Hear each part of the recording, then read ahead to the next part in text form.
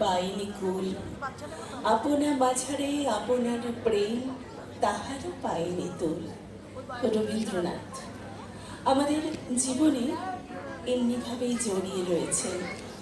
আপামর বাঙালি যাকে নিয়ে গর্ব করে আমাদের রবীন্দ্রনাথ আছেন, আর সেই রবীন্দ্রনাথের সৃষ্টি আমরা মঞ্চে দেখছি। রবীন্দ্রনাথ সুখে দুঃখে আনন্দে বিরহে প্রত্যেকটা কিছুতে আপামর বাঙালির সঙ্গে ওতপ্রোতভাবে জড়িত। একদমই তাই। মানে রবীন্দ্রনাথ ছাড়া আমরা হয়তো ভাবতে পারি না।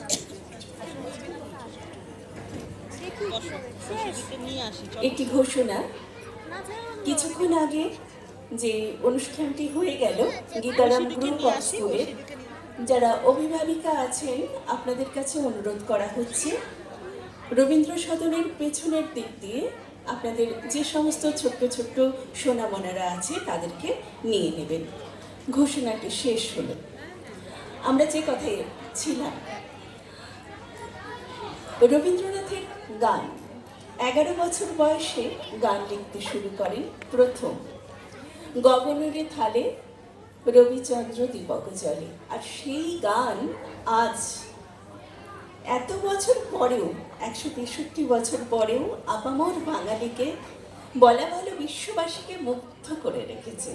আর সেই গান আমরা এখন শুনব সুরচিত্রণের শিল্পবৃন্দের কণ্ঠে। আচ্ছা, এবং পরবর্তীতে তৈরি থাকার জন্য অনুরোধ জানাচ্ছি বহরমপুর ভরতনাট্যম নৃত্যায়ন তাদের নৃত্যালেখ্য পরিবেশন করার জন্য মঞ্চে সুরচিত্রণ। আপনারা শুনুন সমবেত সঙ্গীত স্নাতহন সুরের ঝর্ণাধারায়।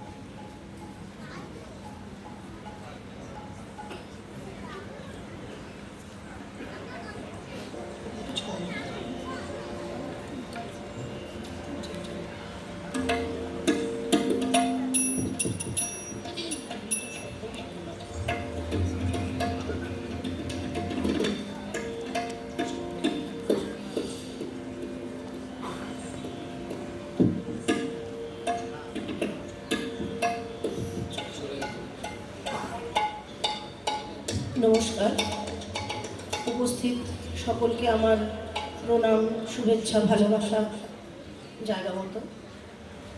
আর আমি অত্যন্ত কৃতজ্ঞ রবীন্দ্রমেলার কাছে। আজকে অনেক বছর বাদে আমি এই ছেলেমেয়েদেরকে নিয়ে গান গাইতে এসেছি।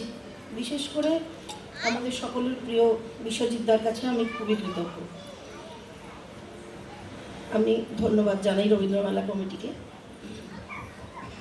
আজকে আমাদের যে নিবেদন, আমরা চেষ্টা করেছি একটি রাগ, রবীন্দ্রসঙ্গীতে প্রচুর রাগ নিয়ে তো উনি কাজ করেছেন, তো একটি রাগ, তার দুটো ধরনের গান। একটা গানে পুরোটাই রাগের চেহারাটা বোঝা যাচ্ছে, সেটা বলা যেতে পারে অনেকটাই বন্দিশের মতন। আর আরেকটি গান, সেটা কোথাও রাগ সেখানে সোচ্চার নেই, রাগ সেখানে একদম অন্তঃসলীলার মতন ভেতরে ভেতরে প্রবাহিত হচ্ছে, এই আর কি। তার সঙ্গে আমরা একটু রাগের বন্দিশ, অল্প রাগের একটা তারানা, এইভাবে আমরা সাজিয়েছি। ভুল ত্রুটি যা কিছু হবে সবটাই আমার দায়, আর সবাই মিলেই চেষ্টা করেছি।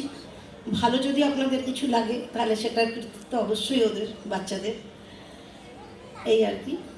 আর রবীন্দ্রনাথ অনন্ত, সুর রাগ অনন্ত, এদেরকে ছোঁয়ার চেষ্টাই করতে পারি মাত্র আমরা, আর বেশি কিছু নয়। আর আমরা তো অত্যন্ত ক্ষুদ্র।